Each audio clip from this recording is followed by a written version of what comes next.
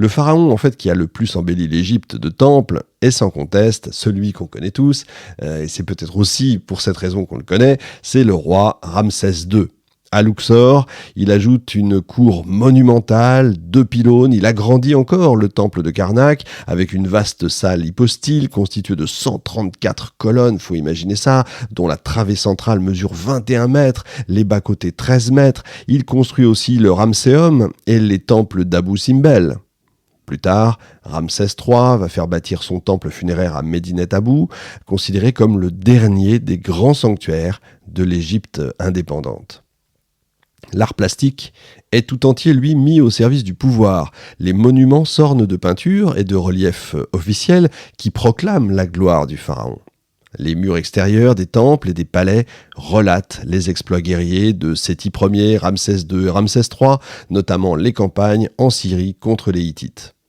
Il ne s'agit plus de batailles imaginaires, vous avez compris, ou symboliques, mais de véritables épisodes historiques qui abondent bien sûr de détails. Les tombes royales s'ornent des chapitres du livre de la sortie au jour, dont le plus bel exemple se trouve dans la tombe de Séti Ier, considérée comme le sommet absolu de l'art égyptien. Les parois des tombes des artisans de Der el-Médineh s'ornent de scènes plus légères, pleines de réalisme, pleines d'humour aussi, qui manifestent une grande tendresse pour les plantes et pour les animaux.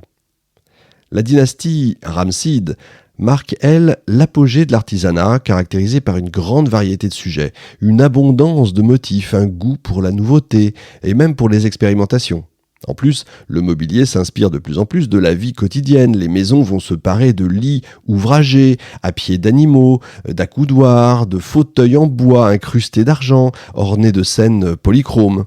Les élégantes vont aimer utiliser des coffrets à bijoux, des cassettes à panneaux d'ivoire, des boîtes à miroirs gravées, peintes et des pyxides cylindriques incrustés de pâtes de couleurs. Tout ça, bien sûr, on vous en parle parce que, on les retrouve. C'est ça qui est extraordinaire. L'art domestique va se libérer, si vous voulez, des contraintes de l'art officiel et va s'inspirer largement du goût féminin, comme en témoignent les cuillères à phare en bois, dont le manche prend alors l'image d'une nageuse nue. L'artisanat de cour atteint des sommets comme le montre le trésor de la reine Aotep, celui de Toutankhamon et de la reine Taousert. L'habileté technique s'allie à la nouveauté des formes. Malgré les lourdeurs de la fin de la période Ramside, dues à la surcharge des incrustations de faïence, les artisans Ramsides perfectionnent la technique de l'émail. Ils exercent leur talent sur les murs des temples, des palais et des maisons privées. Il faut imaginer ça. Imaginez un petit peu la vie à cette époque-là. Une rue à cette époque-là, ça doit être extraordinaire. Les bâtiments se couvrent de panneaux historiés, de pavements. Il ne faut pas oublier non plus la technique du verre, qui atteint un raffinement et une qualité sans précédent. En témoigne la multitude de vases, de fioles, de flacons en verre multicolores qu'on découvre dans les tombes et dans les habitations. Des mains des artisans naissent aussi des vases en argent, bronze ou or d'une excellente facture. Le plat gravé métallique atteint son apogée, comme le montre la coupe de Hatay. La métallurgie atteint aussi son paroxysme dans la confection d'apparat, particulièrement dans la réalisation de lames incrustées qui annoncent la technique du damasquinage déjà. Le bronze est de plus en plus utilisé dans l'armement suite à l'adoption du char Hyksos, lui-même emprunté aux Indo-Européens. La technique et les thèmes décoratifs trahissent des influences syriennes et égéennes. Mais la réciproque existe aussi, puisque des objets d'inspiration égyptienne, mais de fabrication locale, ont été découverts en Phénicie et en Palestine.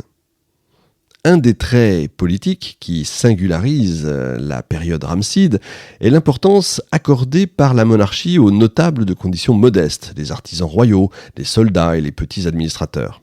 À côté des notables locaux, qui disposent de prébendes dans des temples, Horemheb va favoriser la multitude de ceux dont la modeste fortune est liée à une position dans l'administration royale. Tous, grands ou petits, sont avides de terre. De larges parties des domaines des temples sont loués à des particuliers, ou se meut du bétail loué contre une partie des revenus.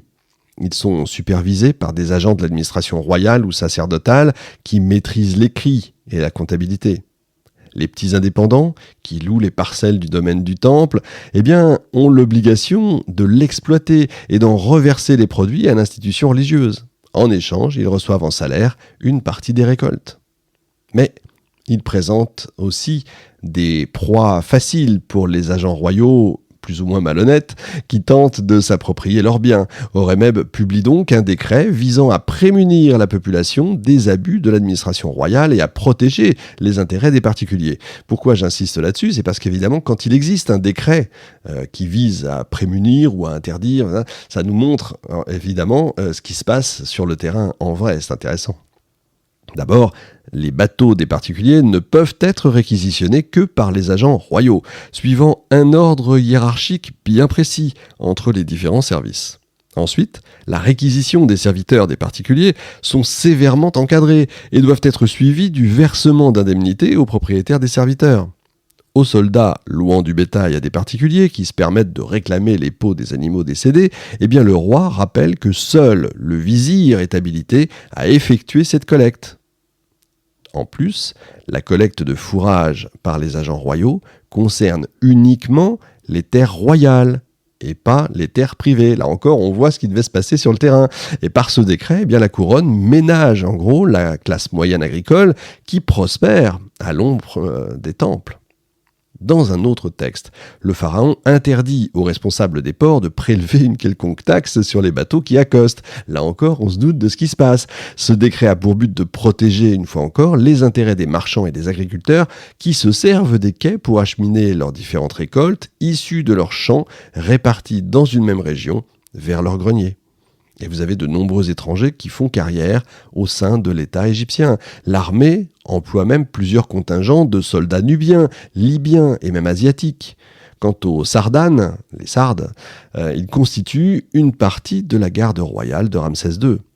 Et de nombreux militaires d'origine levantine ou syrienne font de brillantes carrières. Vous voyez, tout ça s'ouvre énormément. Le pharaon prend conseil auprès des chansons d'origine levantine, des échansons, pas des chansons, qui adoptent un nom égyptien qui célèbre bien entendu la gloire du souverain. La dynastie Ramside cultive l'héritage des Thoutmosides. Les conquêtes militaires permettent d'engranger d'immenses moyens dont se servent les monarques pour s'attacher de larges parties de la population, des soldats, des ouvriers royaux, des cultivateurs, des marchands ou encore des serviteurs de l'État d'origine étrangère. Ils entretiennent comme ça une classe monarchiste qui contrebalance localement la puissance politique des grandes familles. Les pharaons de la 19e dynastie n'oublient pas de se concilier le puissant clergé d'Amon. Il lui octroie d'importantes donations en nature et en argent et lance de grands travaux pour agrandir le sanctuaire. Le clergé de Karnak devient l'un des plus grands propriétaires fonciers d'Égypte. En gros, ce que pourra devenir Cluny, pour chez nous évidemment, pour le côté occidental au Moyen-Âge, est le principal bénéficiaire des largesses royales. Il possède sa propre flotte qui lui permet...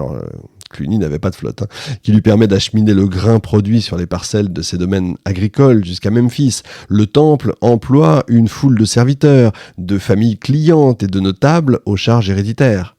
Tous les Thébains ont le sentiment d'appartenir à la ville la plus illustre du pays, j'allais presque dire du monde. Le clergé d'Amon trouve son intérêt à servir le roi.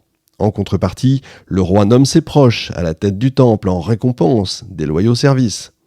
Le pharaon cherche également à gagner l'appui d'une classe de prêtres moins importants que les prophètes, comme les porteurs des statues divines au moment des processions, pour contrebalancer le pouvoir évidemment des grands prêtres. Attention à ne pas faire, vous savez, l'État dans l'État, c'est compliqué, dangereux. Ils sont protégés par le roi contre toute tentative d'extorsion ou de vexation. La couronne restaure aussi la puissance du clergé d'Amon à Thèbes, intégré au fonctionnement de l'État. Mais elle choisit d'assurer la protection des porteurs des divinités, souvent la cible des prophètes et des prêtres purs, qui occupent le sommet de la hiérarchie sacerdotale. Ça permet de se concilier, encore une fois, les faveurs d'une classe intermédiaire de prêtres, qui sont plus nombreux évidemment, capables de contrebalancer, encore une fois, la puissance des grands prêtres. Akhmim, la puissance cité de Haute-Égypte, d'où était issue la grande reine Tiye, conserve sa suprématie parce que elle est aussi la ville d'origine de Néfertari, qui s'érige comme ça en représentante de son clan au sein du cercle royal. Abydos joue un rôle politique important, comme le montre la construction du temple funéraire de Séti Ier, et surtout, la couronne garde la mainmise sur l'attribution des charges sacerdotales. Le sud du pays est de plus en plus délaissé par la monarchie, on va dire ça recommence. Memphis devient une ville princière parce que les fils héritiers y sont nommés à la tête du clergé de Ptah.